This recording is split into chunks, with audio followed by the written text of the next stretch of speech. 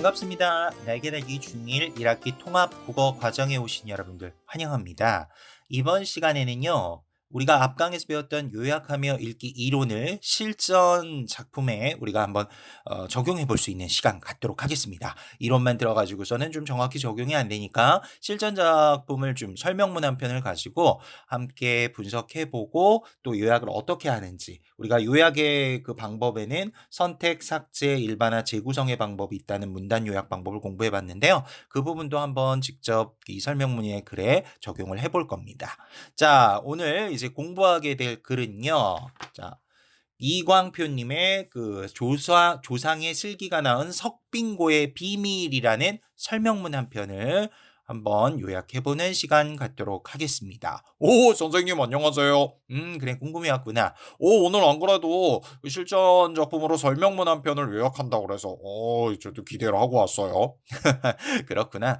자, 조상의 슬기가 나온 석빙고의 비밀이란 글인데 석빙고가 뭔지 알고 있니? 저도 잘 몰라서요. 제가 사전을 찾아보고 인터넷도 뒤져보고 막 했다는 거 아니겠어요? 야, 역시 적극적인 궁금이구나. 뭐니? 석빙고가. 석빙고는요, 얼음을 저장하기 위해 만든 창고라고요. 그렇지. 잘 알고 있네. 어, 요즘처럼 이렇게 냉장고가 있었던 시기가 아니지. 옛날 조선이나 뭐 이런 시기들은. 그럼 그 당시에 조상들이 어떻게 그 얼음을 저장해서 여름에 이렇게 사용을 했을까? 좀 궁금하게 되지. 오, 그렇죠. 그 비밀이 바로 이 석빙고더라고요. 그렇지. 얼음을 저장하게 만든 창고인데, 아니, 그 당시에 요즘처럼 이런 과학기술이 있었던 것도 아닌데, 어떻게 이렇게 얼음을 잘 저장해서 보관을 했을까 궁금하게 되죠. 자, 그 부분을 잘 설명하고 있는 글이니까요. 어떤 원리를 설명하고 또 어떻게 우리가 요약하면서 이 글을 봐야 할지 살펴보도록 하겠습니다. 자, 우선 글의 핵심 정리부터 좀 정리해 보시면요. 이 글의 갈래는 앞서 설명한 것처럼 설명문이고요. 글의 중심 소재는 석빙고, 얼음을 저장하기 위해 만든 창고에 대한 얘기고요. 성격은 설명문이다 보니까 객관적이고 체계적이고 해설적이다라고 할 수 있어요. 주제는 석빙고의 얼음 저장의 원리에 대해서 이야기하고 있는 게 중심 내용이죠. 주제고요. 이 글의 특징은 처음 부분에 좀 질문을 던져요. 그래서 독자에게 궁금증을 유발합니다. 조금 이따가 선생님이 그 본문을 좀 읽어드릴 건데요. 들어보시면 처음에 질문을 던져서 독자의 궁금증을 유발하고 있고요.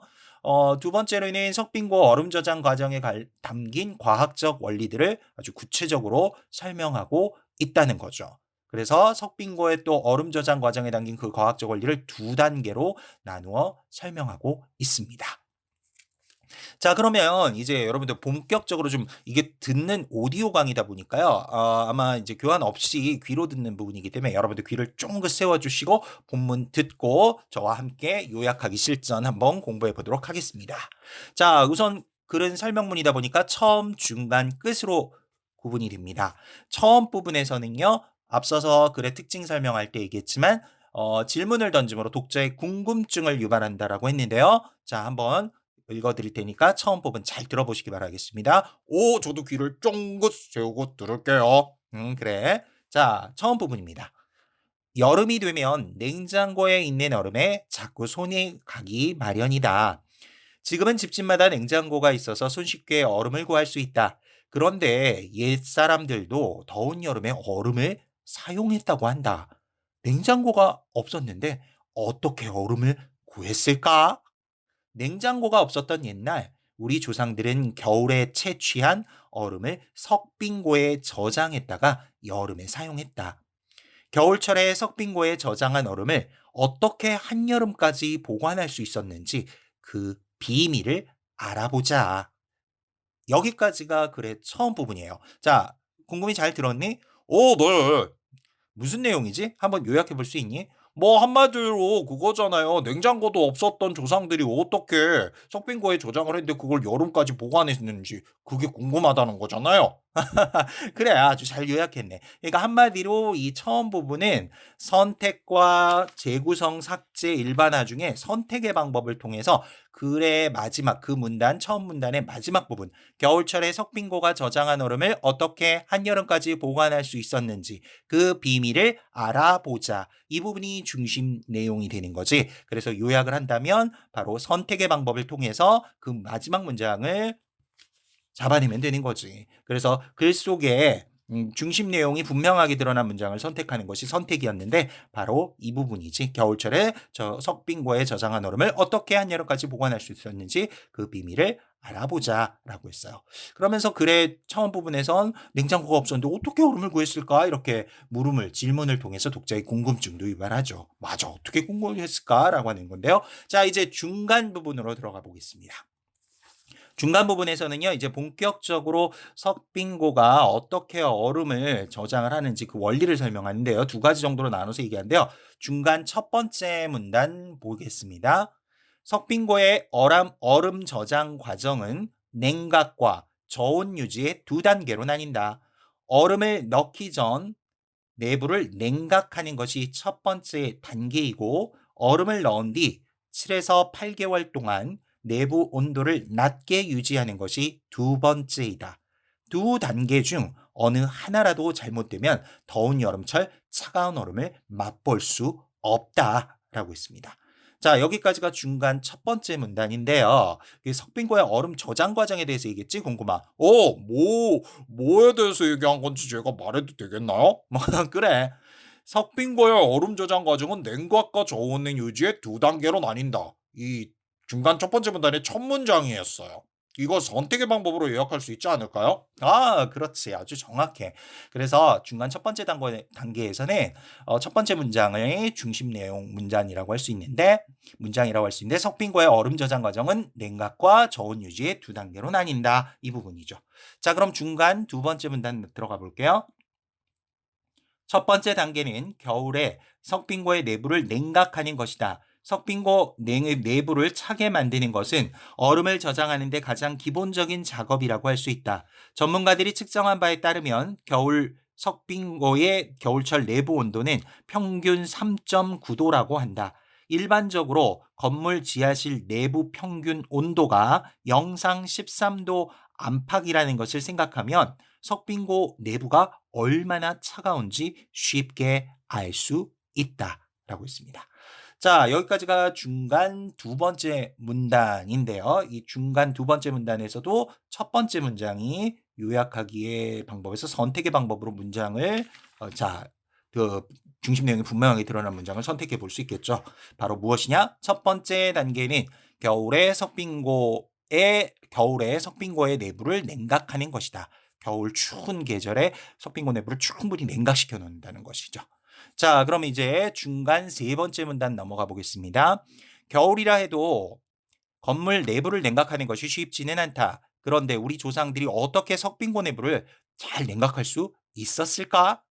그 비밀은 석빙고 출입문 옆에 세로로 튀어나온 날개벽에 숨어 있다. 겨울에 부는 찬바람은 날개벽에 부딪히면서 소용돌이로 변한다. 이 소용돌이는 추진력이 있어서 빠르고 힘차게 석빙고 내부 깊은 곳까지 밀고 들어간다. 석빙고 내부는 그렇게 해서 냉각된다. 여기까지가 중간 세 번째 문단인데요. 세 번째 문단에서는요, 특별히 중심되는 문장을 선택할 수가 없어요. 왜냐? 전체적으로 봤을 때 그 중심 내용이 분명하게 드러난 문장이 없어서 주요 내용을 바탕으로 중심 문장을 새로 만들어야 하는데요. 여기에선 날개벽이라는 핵심 부분이 있었어요. 그러니까 이 석빙고 내부가 어떻게 해서 잘 냉각되느냐? 출입문 옆에 세로로 튀어나온 날개벽이 있는데 겨울에 부는 찬바람이 여기에 부딪히면서 추진력 있게 힘차게 석빙고 내부 깊은 곳까지 밀고 들어가게 된다는 거죠. 자, 그럼 이거 어떻게 요약할까요? 궁금하. 좀 어렵네요. 석빙고 내부가 냉각을 잘 시키기 위해선 겨울바람을 이용할 수 있는 날개벽이 있기 때문이다. 뭐 이 정도인가요? 맞는지 모르겠네요. 나름 잘했는데 다시 한번 요약을 해서 좀 재구성의 방법으로 요약을 해본다면 석빙고 내부가 냉각이 잘 되는 것은 겨울바람을 효과적으로 이용할 수 있게 만든 날개벽 때문이다라는 거죠. 여기서 이 날개벽이 핵심라고 할 수 있겠죠. 자, 그래서 중간 세 번째 문단 봤고요. 중간 네 번째 문단 갑니다. 두 번째 단계는 2월 말 무렵에 얼음을 저장하고 나서 7, 8개월 동안 석빙고 내부를 저온 상태로 유지하는 것이다. 늦겨울에 저장한 얼음은 봄이 지나고 여름이 되어도 녹지 않아야 한다. 전혀 녹지 않게 할 수는 없겠지만 석빙고 내부를 저온 상태로 유지해 녹는 속도를 최대한 늦춰야 하는 것이다. 그렇다면 어떻게 한여름에도 저온 상태를 유지할 수 있었을까라고 했는데요. 자, 여기에서는 이 중간에 그 네 번째 문단인데요. 이 지금 읽은 문단이 두 번째 단계는 석빙고 내부를 저온 상태로 유지하는 것이다라는 건데요. 이건 삭제 원칙을 얘기할 수 있어요. 왜일까? 잘 모르겠어요. 선생님이 중간 네 번째 문단 읽었는데 두 번째 단계는 2월 말 무렵에 얼음을 저장하고 나서 7, 8개월 동안 석빙고 내부를 저온 상태로 유지하는 것이다 라고 했죠. 이렇게 문장이 좀 길긴 한데요. 이런 부분에선 굳이 뭐 2월 말부터 얼음을 저장하고 7, 8개월 동안 이 부분은 빼고 석빙고 내부를 그 얼음을 유지하기 위해서는 석빙고 내부를 저온 상태로 유지하는 것이다 라고 핵심적인 내용만 요약하면 되겠죠. 그렇기 때문에 삭제 원리에 의해서 두 번째 단계는 석빙고 내부를 저온 상태로 유지하는 것이다. 이렇게 요약하면 되겠지. 자, 이제 중간 다섯 번째 문단을 가볼 건데요. 그럼 어떻게 저온 상태를 유지할 수 있을까? 여기에 대해 구체적으로 설명하는 문단인데요. 그 비밀을 알려면 먼저 석빙고의 절묘한 천장 구조를 살펴야 보아야 한다. 석빙고의 천장은 아래 사진에서 보듯 1, 2m 간격을 두고 나란히 배치된 4, 5개의 아치형 구조물로 이루어져 있다. 자, 듣는 강의다 보니까요. 이게 아치형 구조라는 게 뭐냐면 둥근 형태로 이렇게 올라간 천장을 얘기를 하죠. 자, 그래서 이 공간을 에어포켓이라 하는데 여기에 비밀이 숨어 있다. 얼음을 저장하고 나서 시간이 지나면 내부 공기는 조금씩 더워진다. 하지만 더운 공기가 위로 뜨는 순간 그 공기는 에어포켓에 갇혀 아래로 내려올 수 없게 된다. 에어포켓에 갇힌 더운 공기는 에어포켓 위쪽에 설치된 환기구를 통해 밖으로 빠져나간다. 이렇게 해서 석빙고 내부는 한여름에도 저온 상태를 유지할 수 있었다. 실로 놀라운 구조이다. 그러니까 여기에서는요, 그 재구성의 원칙에서 문단이 좀 길었죠. 요약을 해본다면 석빙고가 저온 상태를 유지할 수 있었던 것은요, 더워진 내부 공기를 아치형의 그 구조인 에어포켓에 가두었다가 밖으로 빼내는 천장 구조 때문이다라고 재구성의 방법을 통해 요약을 해볼 수 있습니다. 자, 이제 중간에 마지막 문단 여섯 번째 문단인데요. 한번 볼게요. 석빙고가 한여름에도 저온 상태를 유지할 수 있었던 비밀은 또 있다. 우리 조상들은 얼음 보관에 치명적인 물을 재빨리 밖으로 빼려고 바닥에 배수로를 만들었다. 또한 빗물이 석빙고 안으로 새어 들어가는 것을 막으려고 석빙고 외부에 석회와 진흙으로 방수층을 만들었다. 얼음과 벽, 얼음과 천장, 얼음과 얼음 사이에는 밀집, 왕겨, 톱밥 등의 단열재를 채워 넣어 외부 열기를 차단했다. 또 석빙고 외부에 잔디를 심었는데 이는 햇볕을 흐트러뜨려 열 전달을 방해하는 효과가 있었다. 자, 여기까지가 이제 중간에 마지막 문단 여섯 번째 문단이었는데요. 여기도 문단이 좀 길었죠. 그렇기 때문에 중요 문단을 직접 딱 찾을 수는 없었고요. 재구성의 방식을 통해서 요약을 해본다면 석빙고는 배수로나 방수층, 단열재, 잔디 등을 이용해 한여름에도 저온 상태를 유지하였다라는 것이 요약의 중심 내용이라고 할 수 있겠습니다. 자, 이렇게 해서 중간까지 요약했고요. 자, 이제 궁금한. 네. 마지막 이제 남았는데요. 마지막 부분에는 뭔가요? 자, 잘 들어보렴. 네. 지금까지 겨울철에 석빙고에 저장한 얼음을 한여름까지 보관할 수 있었던 비밀을 알아보았다. 우리 조상들은 자연의 원리를 잘 알고 그것을 활용하여 석빙고라는 놀라운 과학적 구조물을 만들었다. 그 덕분에 여름에도 시원한 얼음을 즐길 수 있었다. 이와 같이 석빙고에는 과학적 원리를 이용한 우리 조상들의 슬기가 담겨 있다. 자, 이 문단, 마지막 문단 읽었는데, 자, 여기서는 어떻게 요약할까? 궁금하. 제가 보니까요. 마지막 문장이 중심 내용 같아요. 그래서 선택의 방법에 의해서 석빙고엔 과학적 원리를 이용한 우리 조상들의 슬기가 담겨 있다. 이렇게 요약하면 되지 않을까요? 그렇지. 이렇게 요약해주면 되겠구나. 자, 이렇게 해서요. 오늘은 팝 퀴즈 없이요. 여러분들 그 앞부분에서 쭉 우리가 조상의 슬기가 나온 석빙고의 비밀에 대해서 쭉 살펴본 글이었는데요. 처음, 중간, 끝에 3단 구성으로 되어 있었는데 처음과 중간은 6개의 문단 정도로 나눴어요. 그래서 읽으면서 뭐 재구성이나 선택, 삭제의 원리 등을 이용을 해서 글을 요약을 해봤습니다.